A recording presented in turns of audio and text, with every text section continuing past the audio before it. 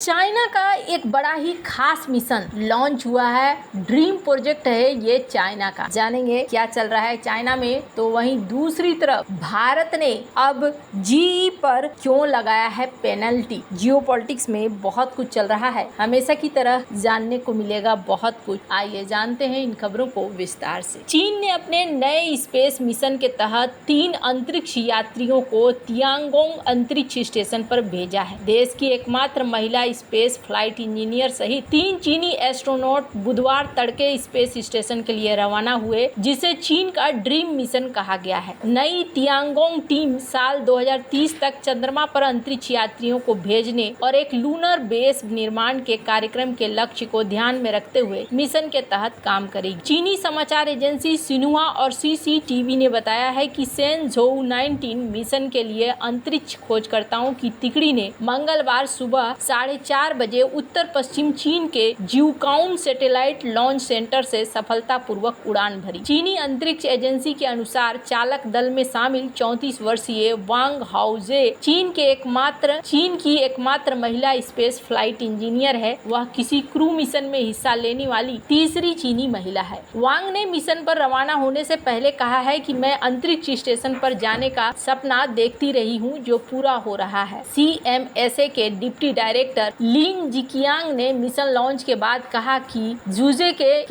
के नेतृत्व में ये टीम अगले साल अप्रैल के अंत या मई की शुरुआत में पृथ्वी पर लौट आएगी। 48 वर्षीय पूर्व वायुसेना पायलट के एक अनुभवी एस्ट्रोनॉट हैं जो 2022 में सेनझोउ 14 मिशन का अनुभव रखते हैं। कै ने मिशन से पहले कहा है कि मैं एक बड़ी जिम्मेदारी के लिए चुने जाने के बाद सम्मानित महसूस कर रहा हूं। सीएमएसए के डिप्टी डायरेक्टर लिन जिकियांग ने मिशन लॉन्च होने के बाद ये कहा कि ये टीम अगले साल अप्रैल के अंत या मई की शुरुआत में पृथ्वी पर लौट आएगी। 48 वर्षीय पूर्व वायुसेना पायलट कै एक अनुभवी एस्ट्रोनॉट हैं जो 2022 में सेनझोउ 14 मिशन का अनुभव रखते हैं। कै ने मिशन से पहले कहा है कि मैं एक बड़ी जिम्मेदारी के लिए चुने जाने के बाद सम्मानित महसूस कर रहा हूं। कै, जूजे और वांग के साथ इस मिशन में तीसरे अंतरिक्ष यात्री 34 वर्षीय व्यक्ति सोंग लिंग डोंग है। चीन का कहना है कि 2030 तक चंद्रमा पर एक क्रू मिशन भेजने की राह पर है,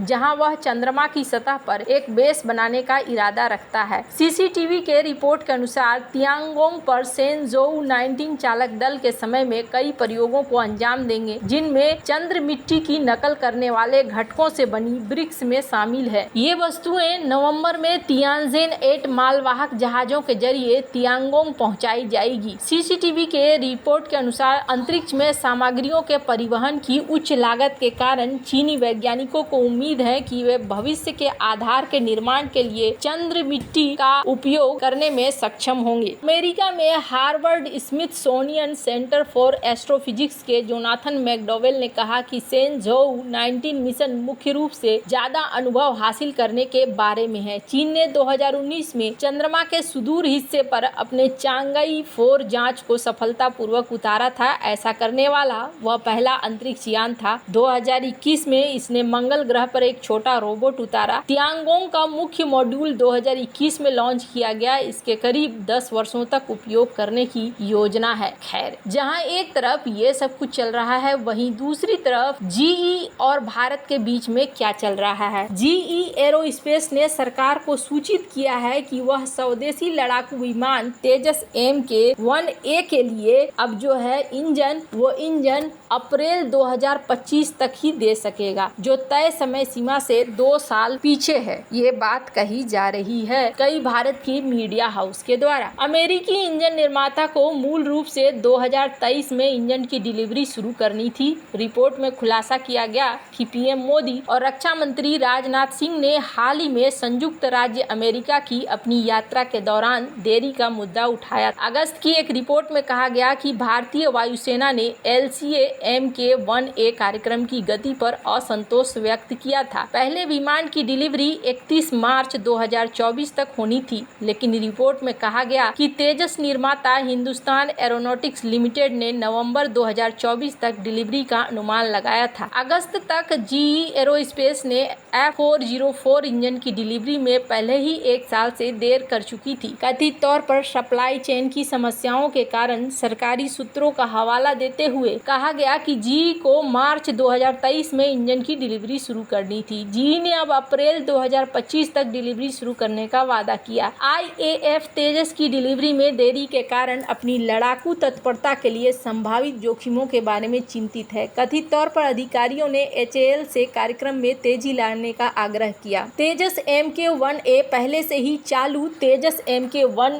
का एक एडवांस संस्करण है। द प्रिंट ने पूछा कि क्या भारत इंजन की देरी से डिलीवरी के लिए जीई पर जुर्माना लगाया जाएगा, तो सूत्रों ने कहा कि खरीद कॉन्ट्रैक्ट को पूरी तरीके से लागू किया जाएगा। आपको बता दूं, इससे पहले जब पूछा गया कि क्या जुर्माना लगाया जाएगा, तो सूत्रों ने समाचार पोर्टल को कहा गया कि सभी कॉन्ट्रैक्ट के दायित्वों के अनुसार पूरा किया जाएगा, लागू किया जाएगा। जैसा कि रिपोर्ट में बताया गया है, वाणिज्यिक खरीद कॉन्ट्रैक्ट में डिलीवरी में देरी के लिए जुर्माना लगाना आम बात है। हालांकि मंगलवार शाम को रक्षा मंत्रालय ने स्पष्ट किया कि यह देखा गया है कि कुछ मीडिया संगठनों ने एक कहानी चलाई है कि भारत तेजस इंजन की डिलीवरी में देरी के लिए जीई पर जुर्माना लगाने की योजना बना रहा है। कहानी तथ्यात्मक रूप से गलत है, क्योंकि ऐसा कोई प्रस्ताव विचाराधीन नहीं है। कॉन्ट्रैक्ट HAL और जीई के बीच है। द प्रिंट की रिपोर्ट में यह भी कहा गया कि क्या रक्षा मंत्रालय ने HAL के माध्यम से जीई पर जुर्माना लगाया है, जो सरकारी स्वामित्व वाली इकाई है और इंजन निर्माता के साथ कॉन्ट्रैक्ट करने वाली एजेंसी है, या कॉन्ट्रैक्ट में जुर्माना खंड शामिल नहीं था। इस बारे में पूछे जाने पर प्रश्नों का उत्तर प्रकाशन के समय तक नहीं मिला। इससे पहले मंगलवार को द प्रिंट ने बताया कि भारत द्वारा जीई के खिलाफ जुर्माना खंड पहले ही लागू किया जा चुका है। क्या इंजन में देरी अमेरिका की दबाव नीति है? सरकारी सूत्रों ने समाचार पोर्टल को बताया कि डिलीवरी में जीई की देरी अमेरिका के किसी दबाव रणनीति का हिस्सा नहीं है। इसके बजाय उन्होंने बताया कि एक दक्षिण कोरियाई फर्म जिसके साथ जीई का गठजोड़ है, वित्तीय मुद्दों के कारण कुछ इंजन के घटकों की डिलीवरी नहीं कर पाई है। एक सूत्र ने कथित तौर पर कहा कि समाधान के रूप में सरकार ने जीई से कहा है कि वो भारत को इन घटकों की टेक्नोलॉजी दे दे ताकि उन्हें यहाँ बनाया जा सके। तेजस जेट की डिलीवरी में देरी के लिए सूत्रों ने इंजन डिलीवरी करने में जीई की विफलता को जिम्मेदार ठहराया है। रिपोर्ट में उनका हवाला देते हुए बताया गया है कि HAL, जो वर्तमान में लगभग 5-6 विमान दे सकता है, अगले साल तक 24 विमान बनाने की क्षमता हासिल कर लेगा, लेकिन ये सब जीई द्वारा इंजन देने पर निर्भर करता है। हालांकि जब पूछा गया कि भारतीय वायुसेना को अभी तक एक भी तेजस MK1A विमान क्यों नहीं मिला है, तो HAL का बचाव करते हुए सूत्रों ने कहा कि एक विदेशी कंपनी ने डिलीवरी में देरी की है। साथ ही कहा कि इजराइल, जो बढ़ते पश्चिम एशिया संघर्ष में फंस गया है, समय पर रडार को एकीकृत करने में विफल रहा है। उन्होंने कहा कि विमान के परीक्षण जो अभी हो रहे हैं, पूरे होने के लिए तेजस की डिलीवरी शुरू हो जाएगी। पहला तेजस MK1A श्रृंखला विमान, जिसे LA5033 नामित किया गया था, मार्च में आसमान में उड़ा था। हालांकि यह एक नए इंजन के साथ नहीं उड़ा और इसके बजाय रिपोर्ट में श्रेणी B इंजन का इस्तेमाल किया गया, जो जीई के साथ पहले के सौदे से एक आरक्षित मिशन है। अब यहाँ पर देखने को मिल रहा है कि एक नया ही एंगल है। आने वाले दिनों में कई सारी चीजें देखने को मिलेंगी। भारत जल्दी पेनल्टी लगाकर रिश्तों को खराब तो नहीं करना चाहेगा। वैसे आपको क्या लगता है इन सब मामले में? आपकी क्या राय है? कमेंट कर जरूर बताएं। जल्द मिलते हैं अगले वीडियो में नई खबर के साथ।